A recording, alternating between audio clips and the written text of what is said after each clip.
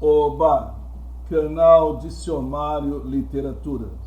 Estamos estudando os poemas do livro Alguma Poesia, de Carlos Drummond de Andrade. Chegou a hora e vez do poema do jornal. Vamos a ele?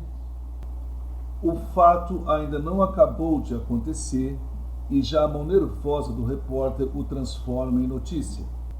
O marido está matando a mulher. A mulher ensanguentada grita. Ladrões arrombam o cofre.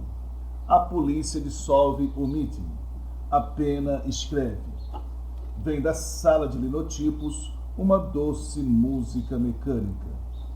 Então, temos uma ironia no título deste poema, porque não se trata do registro de um sentimento de um eu lírico. Refere-se ao sentimento do jornal, neste caso, o conjunto das pessoas envolvidas na produção da notícia. E também porque não se trata de um sentimento exemplarmente poético. Você lembra, claro, que a ironia é uma figura de linguagem com que o autor diz algo para conotar o contrário. Então, com o poema do jornal, o autor nos está dizendo, ironicamente, que o texto dado não é exatamente um poema. Assim, Drummond dá início a uma crítica à materialização do homem moderno. Uma notícia é escrita em regra na terceira pessoa, que caracteriza a função referencial da linguagem. Drummond mantém a terceira pessoa para se distanciar, para nos indicar que isso não é um poema de um poeta, é um poema de um jornal. Você também se lembra, claro, de que diante de um texto escrito com a função referencial da linguagem, não importa quem escreve nem quem lê, importa apenas o fato, o objeto referenciado. Exatamente por isso, uma notícia não traz o nome do seu autor, do redator. A matéria-prima da poesia do poeta é a mesma da poesia do jornal, mas existe uma indiferença do jornal aos fatos que não existe na poesia do poeta. Essa indiferença não se restringe ao repórter, ela alcança os espectadores do acontecimento. A polícia dissolve o mitin. A desgraça da mulher tornou-se o motivo para um encontro social casual. Os curiosos conversam o crime e, dali a pouco, enveredam por outros assuntos e, não depois de muito tempo, já estão trocando receitas. A superpopulação e a consequente diversidade distanciaram tanto um indivíduo de outro, genética e culturalmente, que o repórter e os espectadores não reconhecem o marido e a mulher como semelhantes, bem menos os ladrões.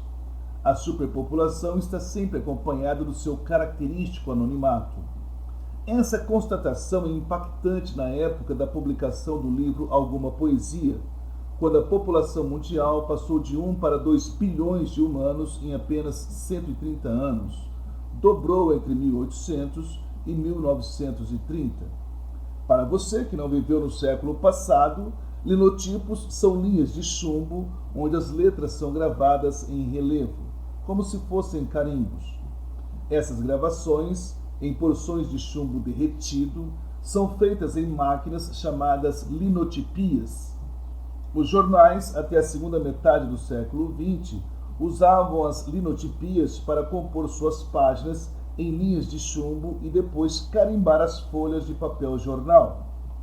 As oficinas dos grandes diários, com várias linotipias, produziam um tilintar ininterrupto com o barulho das linhas de chumbo caindo em formas de metal. É a esse tilintar constante que Drummond se refere na expressão doce música mecânica, no último verso do poema. O doce é uma referência ao prazer do jornalista, prazer consequente do seu trabalho. A mulher assassinada pelo marido não tem importância para o repórter. Ele está imerso em seu empenho diário e seu prazer doce de noticiar está significado na música das linotipias. A música aponta para o ritmo, a fluência, a trilha sonora do seu ofício e para o ponto final do seu trabalho, quando as palavras viram chumbo, quando sua missão se cumpre. Existe um esforço antes do prazer. O poema impõe um ritmo nervoso até o penúltimo verso, a pena escreve. Após o frenesi, o orgasmo, vem da sala de linotipos uma doce música mecânica. Isso explica também o isolamento do último verso. Os 8 primeiros estão relacionados ao esforço, enquanto o último ao prazer. Os fatos dos 7 primeiros versos acontecem simultaneamente, enquanto a pena escreve. Depois, vem da sala de linotipos a recompensa pela tarefa bem feita, velocidade e eficiência, o furo da reportagem, a instantaneidade. Os verbos no tempo presente, transforma, está, grita, arrombam, dissolve, escreve, colaboram para a simultaneidade dos fatos anteriores à doce música mecânica. E o mecânica tem a ver literalmente com as máquinas dos linotipos e conotativamente com a industrialização do século XX e a frieza típica do jornalismo. Drummond era muito incomodado pela produção em série e pela massificação do século passado. O poeta escreveu nesse período de tecnologização e globalização. Drummond nasceu em 1902 e faleceu em 1987. Em seu poema A Flor e a Náusea, de 1945, o poeta explicita o quanto a coisificação do humano lhe causava repugnância. Mercadorias espreitam-me. Preso à minha classe e a algumas roupas, vou de branco pela rua cinzenta. Melancolias, mercadorias espreitam-me. Devo seguir até ao enjoo? Posso sem armas revoltar-me? Em consideração à forma do poema do jornal, a ausência de rima, métrica e acentuação fonética regulares é própria da consagração do modernismo, que rompeu completamente com o racionalismo formal renascentista. A acentuação fonética regular é fundamental para a determinação do ritmo no poema. Você lembra, claro, que a acentuação fonética tem a ver com o posicionamento das sílabas mais fortes dentro do verso.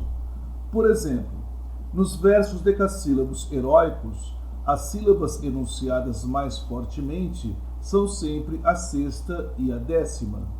Os cortes abruptos entre os fragmentos urbanos, a polícia dissolve o mitin, a pena escreve, sintomatizam a larga influência do cubismo. Uma sequência de recortes urbanos com sobreposições de imagens e sons, cheiros, sabores e tatos. O mundo moderno tem um ritmo menos previsível. Numa realidade em que coabitam bicicletas, automóveis, carroças e aeroplanos, não cabem os versos com o mesmo tamanho, nem a previsibilidade da próxima palavra dadas as rimas anteriores. Drummond gastou sua vida aperfeiçoando uma nova musicalidade para a poesia brasileira. Valeu, um grande abraço. Tipo aqueles que paralisam os abraçados e a gente nem sabe quem está segurando quem, até que um bate nas costas do outro, que larga um e a vida continua. Até o próximo poema. Oba!